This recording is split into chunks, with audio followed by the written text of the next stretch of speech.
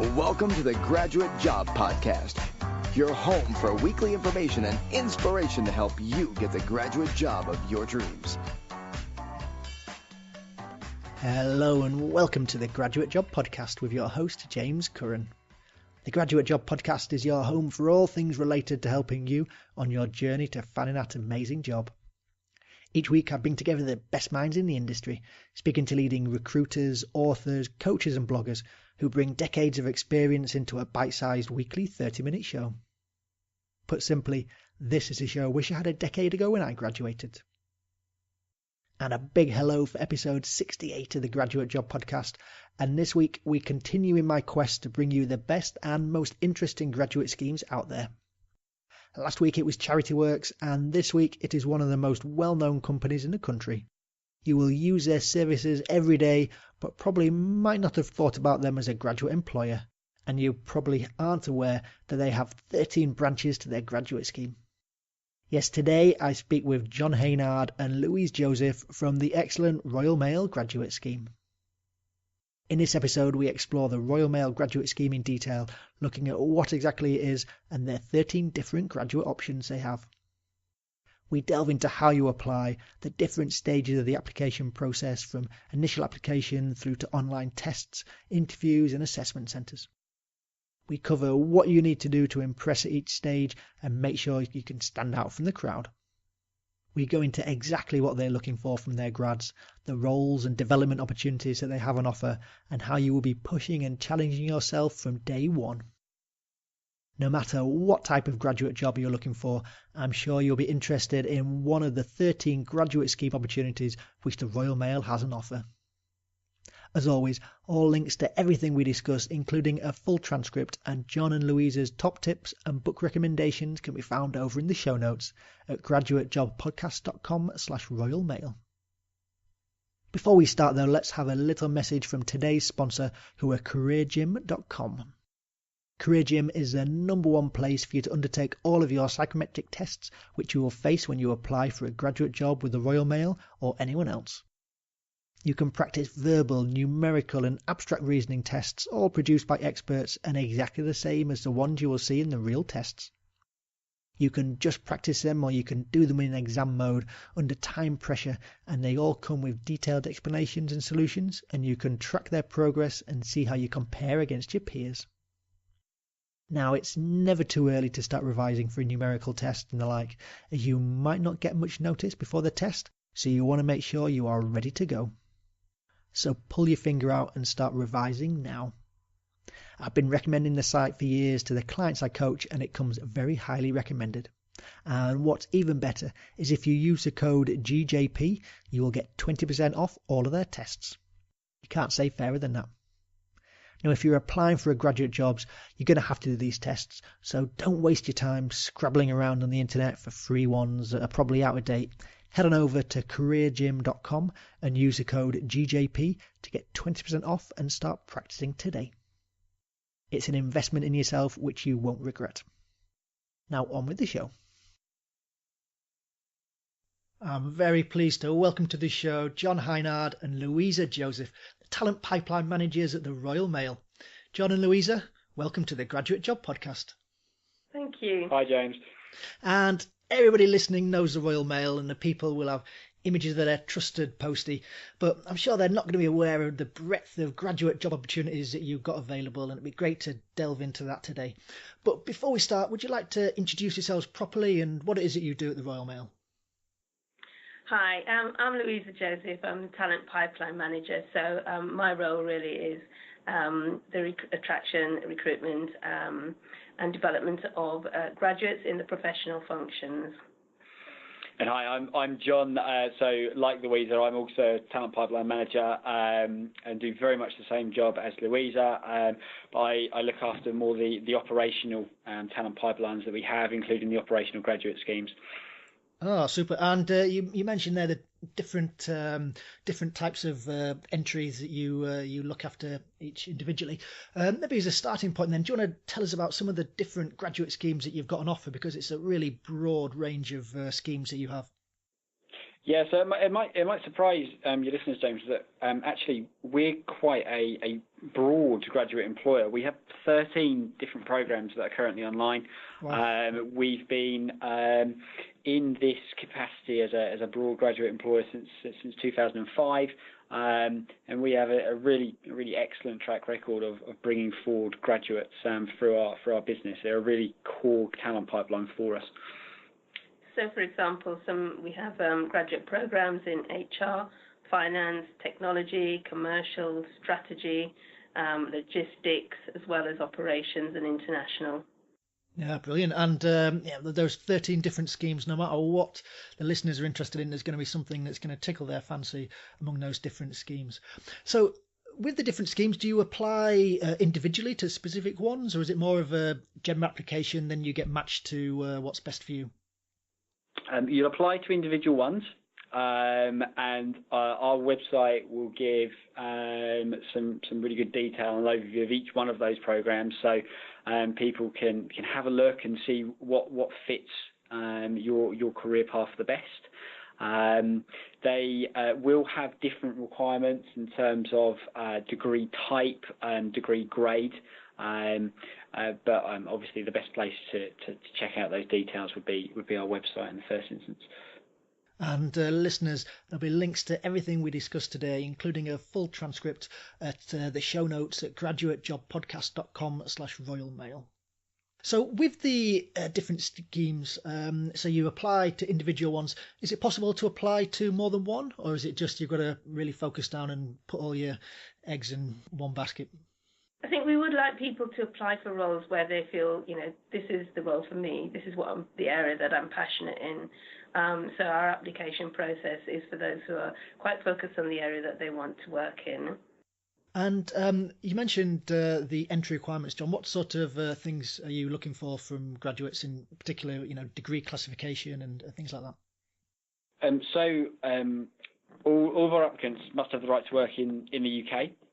And then beyond that, depending on the graduate program, we will have different requirements and different preferences of degree subjects. So obviously, if you're applying to a finance program, we will ask for a numerically based degree. But some of our broader schemes, such as operations, we don't necessarily ask for specific degrees as a prerequisite to apply. We actually take on graduates from a reasonably broad range of degrees. Myself, I was an ex-graduate in operations, and I did a history degree. So there are plenty of opportunities for anybody out there who wants to come and make a good crack at a career with Royal Mail. Oh, brilliant. And location-wise, could you be anywhere around the country? You can, particularly with our operations schemes, so that they are truly nationwide programs. What we have with our professional function schemes they are predominantly based in centres around the country. So as an example, our finance schemes will be based in London and Chesterfield. But what it is quite important to get across is that our schemes will require travel during the period of their programme. That's so we can give graduates a good understanding of our business, and our business is truly a national business. So they can see the different stakeholders, experience the different projects that are happening around the country, and also to give them the opportunity to grow and develop for when they come off scheme. And we do help with relocation throughout the scheme, so we do provide financial support if we do ask people to relocate, but I think it's important that people go into our graduate programs expecting an element of relocation. Mm-hmm. And you mentioned development there. Given the different nature of the 13 schemes, is some of the development consistent across all of them, or does it really depend on the type of scheme that you're going into? I think all of our graduate programs allow graduates to develop skills across leadership, our Leadership Week programs, professional qualifications. They also do activities around grad charity, fundraising. All of them do project work of some sort, and in addition to that, there's mentoring and buddies. So I think the key thing around, in particular, our operations graduate program is that they immediately have accountability from day one once they start the program, and it could be anything from managing a budget to managing up to 40 people within their work area. Wow, that's going to be quite daunting on day one when you're suddenly in charge of up to 40 people. That'd be really cut your teeth nice and early.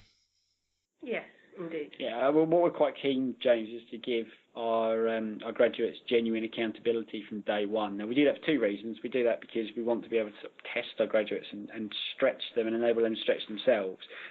But also, we want graduates to be able to develop quickly.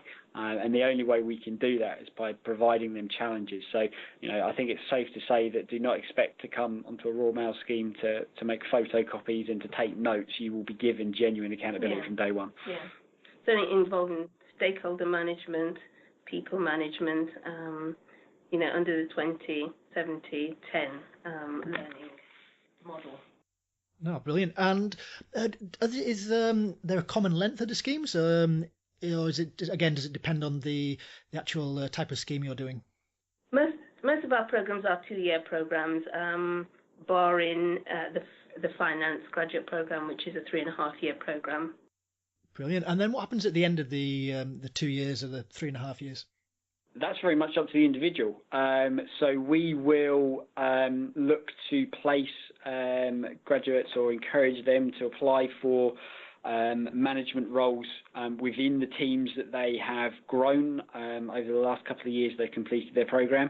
And we will expect graduates then to have worked with line managers and their mentors to create a career path within Royal Mail for the medium term. So there are numbers of case studies of graduates going on to do some really exciting things within the business, and we would expect all of our graduates to progress within the business after they leave the program.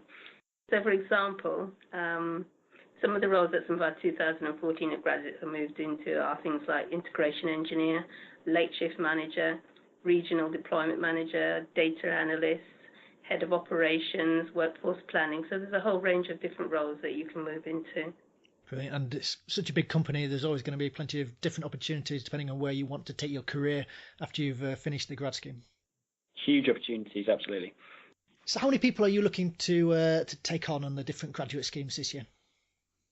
So we'll take on 51 this year, James, across all of our programs. So you're going to be keep you busy then with lots of different assessment centres and the like then over the next few months. Absolutely, yeah. We're very busy at the moment. There's been a huge uptake in interest, which we're delighted with. I think this will keep us busy for the next few months. No, certainly. And on that topic, when do applications close? For our Central and Professional Functions, the programme closes on the 14th of December. Mm-hmm. And for the Operations Graduate Programme, it will be closed on the 2nd of January. Ah, super. And listeners, make sure you get your applications in nice and early. Don't leave it to the last minute. You don't want to be spending your Christmas doing your application. So get it in early so the recruitment team have got plenty of time to look at it and to spend a bit of time on your application. So maybe moving then on to the application process itself. What does the application process look like for the Royal Mail? So our applications will vary slightly depending on which program you apply for, but all of them have a common theme in terms of a 3-stage process. So graduates will fill out an initial application form where they will answer whether or not they meet our minimum requirements for the programs. They will then complete a series of online tests. Now, depending on which scheme you're on, they will vary slightly, but you will complete a number of tests online. And then if shortlisted from there, you will attend an assessment centre. Potential grads will attend an assessment centre, and we're quite keen for them to attend that so we can test them on a number of our core values and behaviours that we expect graduates to be able to demonstrate when they join us. So that assessment centre really involves a discussion exercise, case study exercise, and then a competency-based interview. Okay, so let me just jump in back then to the beginning, the initial online application. I had a quick look today, and I saw you could apply via your LinkedIn profile, which is a cool idea. How does this work? I believe that takes you straight back to the website. Huh?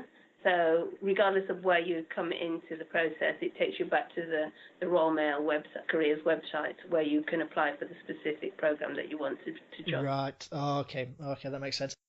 So after the initial online application, making sure people get the right criteria, then they're going to go through to the online testing. Are there consistent tests that people will face across the different schemes?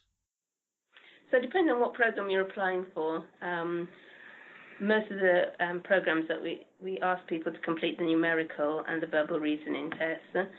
For the corporate centre or professional functions programs, candidates will be asked to complete the situational judgment test online. Just me jumping in here.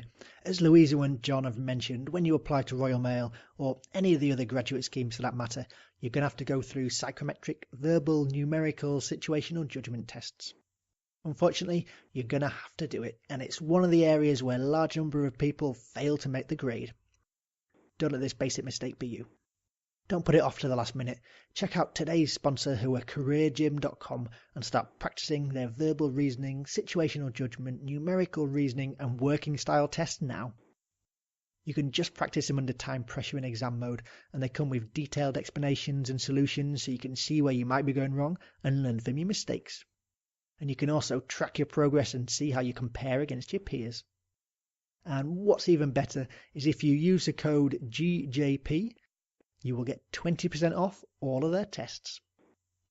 So head on over to careergym.com, that's careergym.com, and use the code GJP, that's the letters G, J and P, to get 20% off and start practicing today.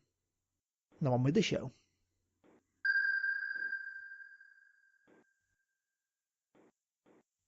Brilliant. And then moving on to the assessment centre itself, are these held around the country, or is it just people coming down to visit you in London to do the assessment centres? So they'll be held around the country, and we'll have a number of them going in February, March. They will all be dependent on which programme you've applied for as to where obviously they're going to be where they'll be located. You talked about the core values and behaviours that you look for from candidates. Which of those are you really looking to see come out to the fore in the assessment centre? So I think, firstly, does that person understand our business? Do they understand the programme that they're applying for? Do they understand, the sorts of experiences and the sorts of development that they'll receive on the programme? And are they happy to do that? Are they excited about that opportunity, and are they able to articulate that to us? That's really important. In terms of skills and behaviours that people will demonstrate if they're successful at our assessment centres, I think first and foremost, the ability to be able to engage others and be able to demonstrate that they're able to use that ability to be able to drive change, that they've got a resilient side to themselves, because sometimes it is tough, and we make no secret about that. But actually, what an amazing development opportunity to be able to engage with others and be able to change their approach to certain ways to better the business. And another thing is really what we want to see is their motivation to develop and learn. No, that's it's always definitely a key characteristic that helps people to stand out.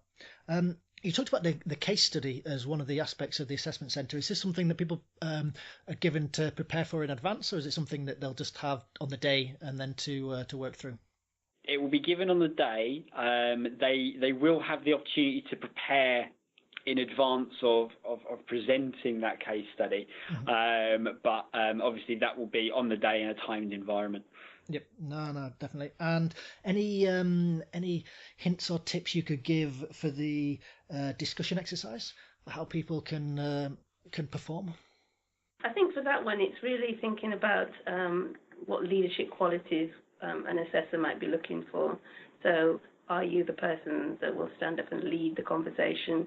Are you good at listening to others? Are you good at interacting and taking on board and summarising the key points that are made at the end of a discussion? So those are the types of things that we would be looking for and measuring during that assessment. I suppose the only other thing I'd add to that is to not be afraid of saying something wrong.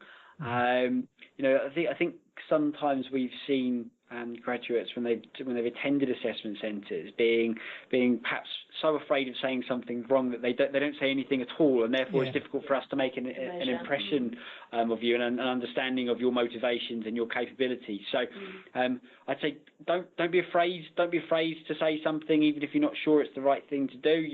It's better to have a go and to try and put yourself out there rather than just to shy away into the background. No, definitely. I know when I've been assessing in the group exercise, and you can't give people marks if they don't speak. Absolutely, yeah. Do you have any requests for characteristics or things that you'd like to see from people over the course of the day that would really impress you? I think probably the most important thing is to be yourself.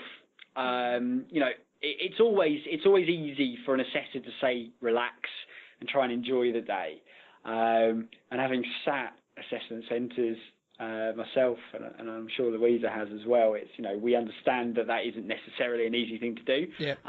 But as far as possible, try and understand that the assessors are there to help you, and they, we want you to do well. We're interested in you to come and join our organisation. So go in with that mindset and just try and relax if possible. Yeah, try and shine. Be yourself on the day. Yeah, I like someone told me the analogy of throughout the recruitment process, all the stages up to the assessment centre are trying to wean people out, but once you get to the assessment centre, it's about, you want people in. So it's that sort of subtle shift in mindset for applicants when they realise as well that it's not a competition. It's about helping to bring out the other people. Yeah, the best in the other and people. it's also a two-way thing, isn't it, James? It's about people find out, actually, is this a company for me? So they shouldn't be shy to ask the right questions if they're not sure about what actually is involved in the programme. So it's good for both the company and it's good for them as individuals. No, definitely. So would people find out on the day, or is it a couple of days or a week later or so when they'd hear whether they've been successful? So we wouldn't tell candidates on the day. But we would certainly look to make an offer reasonably quickly afterwards. We were talking sort of a couple of weeks afterwards. We're quite keen to be quick and forthcoming. We understand that people in their last year of university have finals coming up, and they want this sort of thing off of their mind. So we're quite quick with our turnaround in terms of our decision making. Mm-hmm. Oh, excellent. Yeah, it's always a daunting period once you've left the assessment centre and you're there thinking, oh no, I should have done this, or maybe I should have done that, and just waiting for the phone to call and let you know either way. Yeah. Time is unfortunately running away with us, John and Louisa, but before we move to our weekly staple questions, what advice would you give someone who's in two minds about whether to apply for the Royal Mail? I would say is that it's a company that allows you a breadth of opportunity, and if you're motivated and you're keen to learn and develop, then this is an organisation that could take you absolutely anywhere you want to be. Love it. No, that's a really, really nice point for us to finish this part of the interview on. So moving on then to the weekly staple questions. So I'm looking forward to hearing your responses to these questions. So first up, what one book would you recommend that our listeners read? Go on, John. You go first. I would recommend a book by Laszlo Bak called Work Rules. Oh, not heard of this one. Laszlo was the director of people, I guess, or rather the HR director for Google a number of years ago, and has a number of really interesting takes on how leading people and management of people strategies can work in really successful forward-thinking companies such as Google, but not just Google, other organisations as well. And a really, really interesting read for anybody that's interested in that sort of field. Cool. But the book I would recommend probably is Sheryl Sandberg's book Lean In. Although it's about women in the workplace, I feel that there's a lot of personal stories that she tells within this book that allows anybody reading it to pick up some small things that you can do to improve and help you make a contribution regardless of what role you're doing. Brilliant. Yeah, two excellent recommendations there, listeners, from two Silicon Valley top up in Silicon Valley. So yeah, definitely worth checking them out. And you'll be able to find links to those books in the show notes at graduatejobpodcast.com/Royal Mail. So the next question, which website would you recommend pointing our listeners towards? John and I was arguing about this earlier. So I wanted to recommend a TED Talk by Stephen, what's his surname now? Simon Sinek, not Stephen. Simon Sinek, called the talk is called about how great leaders inspire action, and it all leads from one word, and it's the word why. So he talks a little bit about companies such as Apple, Martin Luther King, and the Wright brothers, and it's the key question that all leaders ask is why. Why are you going to do some things? What's the reason behind it, etc. Brilliant, love it. And I would also recommend TED Talks. I think they're a great source of enlightenment and inspiration. But as Louisa has stolen my recommendation, I'll be pushed to another one. So in the field that myself and Louisa work in HR, and any of your listeners that are interested in going into the HR program with Royal Mail, I would recommend the CIPD website. I think they're a really forward-thinking organisation in terms of research in the world of people strategy in the workplace, and yeah, so they're really interesting to see what's new in the world of people.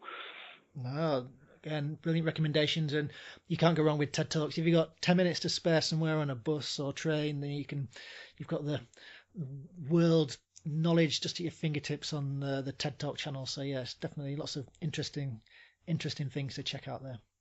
So moving on to our final question, what one tip can listeners implement today to help them on their job search?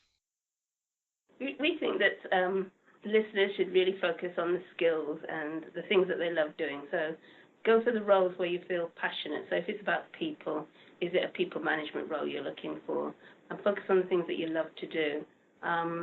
What else would you say about that, John?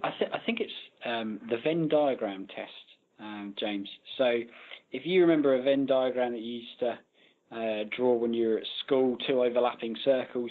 In one circle, what do you enjoy doing?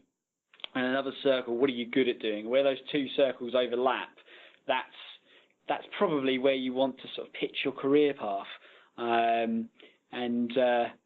The diversity of programs that we have in Royal Mail, I'm sure your listeners can find a home alongside us, and we hope they apply to us.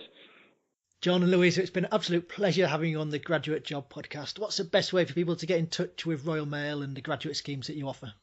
Oh, James, well, thanks for having us. For more information, please go to royalmailgroup.com/careers/graduates. Perfect, bang on. Thank you so much for appearing on the Graduate Job Podcast. Many thanks to Louisa and John for their time in coming on the show. Did you know that Royal Mail had 13 different graduate options? I didn't, and I bet you didn't either. And there's still time to apply, so get your skates on and get your applications in now. And it's not just the Royal Mail who have different options like this. For example, if you wanted to get into accountancy, you don't just have to apply to one of the big four. You can find lots of companies with amazing graduate schemes who will be willing to train you up to be an accountant. You just have to dig a little bit deeper and put some thought into your applications. So there you go. I hope you liked that episode today. Just one more thing from me before we finish. If you would like to support the show, one way is to buy your goods from Amazon via one of the links on the show notes at graduatejobpodcast.com/Royal Mail. It doesn't cost you anything extra, but it does help to keep the lights on here on the podcast. So if you could do that, it would be massively appreciated. If you do have any questions or need some coaching or help as you look for a graduate job, then please do email me at hello@graduatejobpodcast.com. I do look forward to hearing from you. Do join me next week when I speak to Corinne Grant and Tristan Hooley as we discuss their new book, You're Hired, The Graduate Career Handbook. It's a goodie. I know I did say they'll be on this week's episode, but it's definitely true this time. They will be on next week's show. All that remains is to say I hope you enjoyed the episode today, but more importantly, I hope you use it and apply it. See you next week.